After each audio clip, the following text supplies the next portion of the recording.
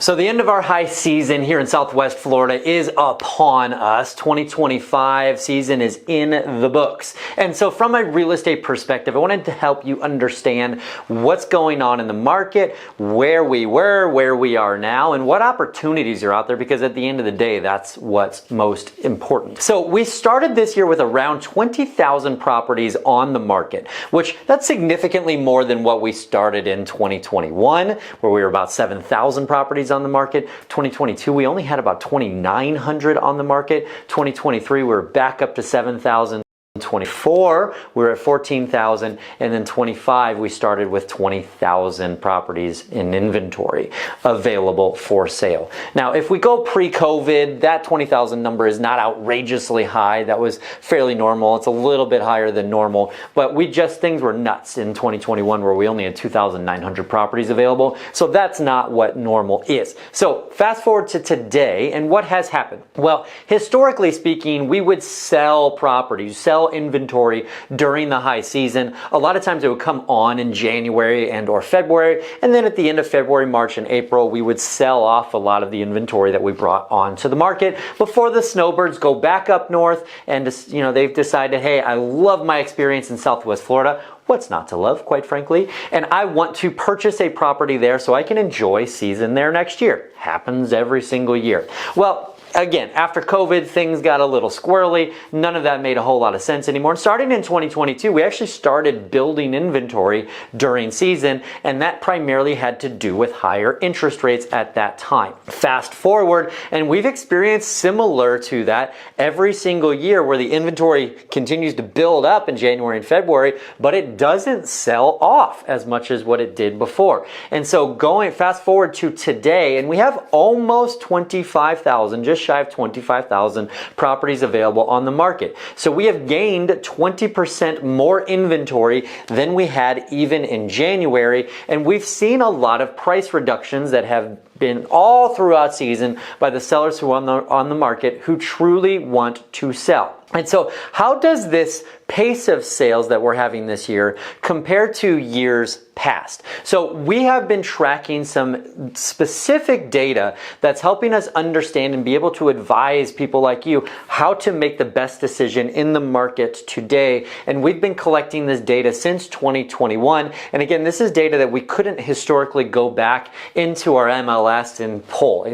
We can pull old closed sales, we can pull inventory, etc. But we wanted to understand what is the velocity of sales. How many properties are going under contract in any given week, and we have been tracking that number. Well, if we rewind time and we go back to 2021, we actually were selling, that was the biggest sales year ever, and we were selling up to 1,800 properties per week were going under contract. And that number we've never really seen again since 2021, as a spoiler alert. So if we track season as January, February, March, and April, and we say that those are the 4 months of high season, back in 2021, we had all 16 weeks of high season where we sold over 1,000 properties per week as far as going under contract. So the velocity was quite high.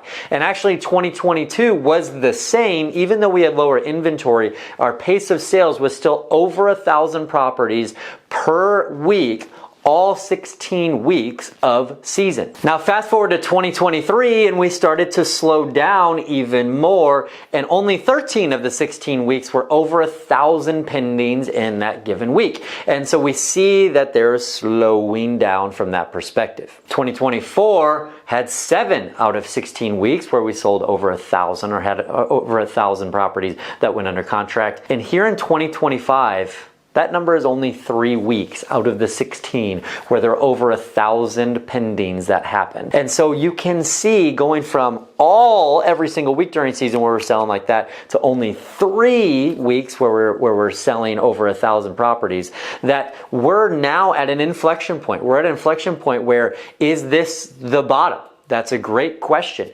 We're starting to see a lot of amazing deals and opportunities for buyers to negotiate out there that we have not seen in years. And some of the people, quite frankly, who purchased in 2022 are actually a little bit upside down with what they purchased back then. And so those bidding wars that we had back then, where people were willing to spend $100,000, $200,000 over asking price, we had 30 plus offers on properties. My guess is a lot of those people are starting to regret that decision at this point because the value just isn't there like it was in 2022. Couple that with the fact that we've got a bit more time on market. It takes a little bit longer to sell now than it did back then. And we see a lot of frustrated sellers out there who want to move their properties and are struggling to do so. Now, all of that being said, this season has not seen a significant reduction in the median sales price. That has not been a big problem in terms of prices dropping. We've actually seen in Collier County where the median price has gone up some, and it's actually gone up a little bit in Lee County as well.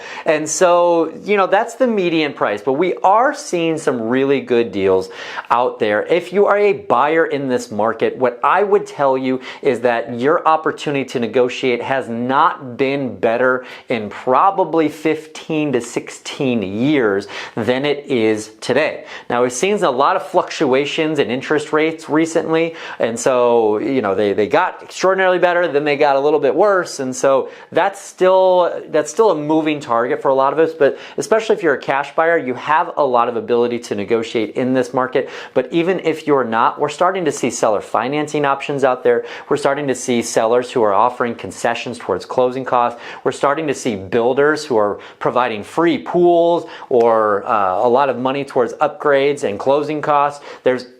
We also see some builders who are offering fixed financing that is at, say, 5%, 4.99%. We're seeing those opportunities out there. So if you've been sitting on the sidelines saying, hey, I'm going to wait for things to get better, we're here. Like, it is getting better, absolutely. And this time, you don't have to necessarily look at the sales price or the asking price and say that's what I have to offer on the property. And again, it just depends on the pricing strategy. If you're a seller, the advice is to be realistic around what you go to market at, because if you overshoot it, then you're going to be in a situation where you need to have where the days on market grow, and then you probably would not be able to get as strong of an offer as you would had you priced it right from the very beginning.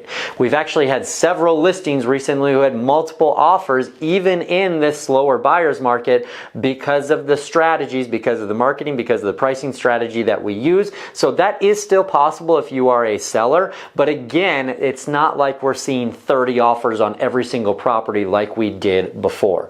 If you have questions about what's going on in the market, we are here to help. That's what we do.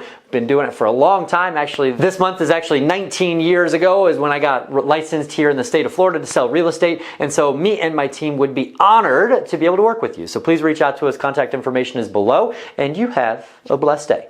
Thank you.